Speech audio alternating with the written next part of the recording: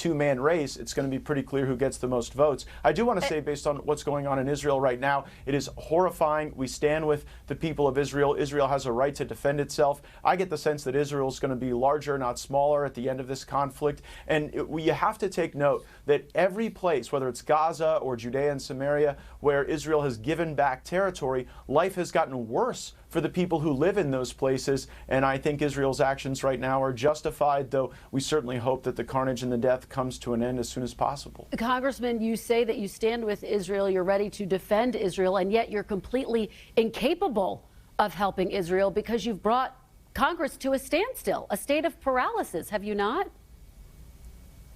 Well, you just heard the Secretary of State reject that premise. We have a 10-year ongoing memorandum of understanding that he sends didn't reject Israel, it, Congressman. he called Congress to get back to work. Hold on, let me get a word in here, Kristen. Yeah, but what he said was there was no need in Israel that we're not going to be able to meet based on the funding that we've already approved for Israel. And the reason we have this multi-billion-dollar commitment each and every year to Israel is because we want Israel to have a qualitative military edge over everyone in the region. They have that edge. Israel has air superiority now.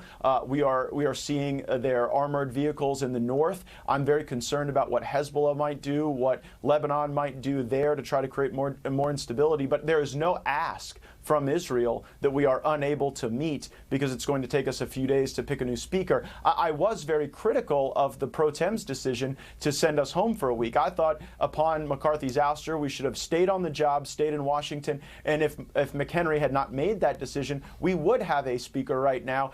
He made one that was regrettable, but I think we're going to be back on track quite soon. Well, that takes me to my next question, Congressman, because you led this effort to oust Speaker McCarthy without a clear replacement in place. Was that irresponsible on your part? Well, not only do we have a clear replacement, we have two. We have two men who are But you don't have a choice, and it's not clear either of them have enough votes.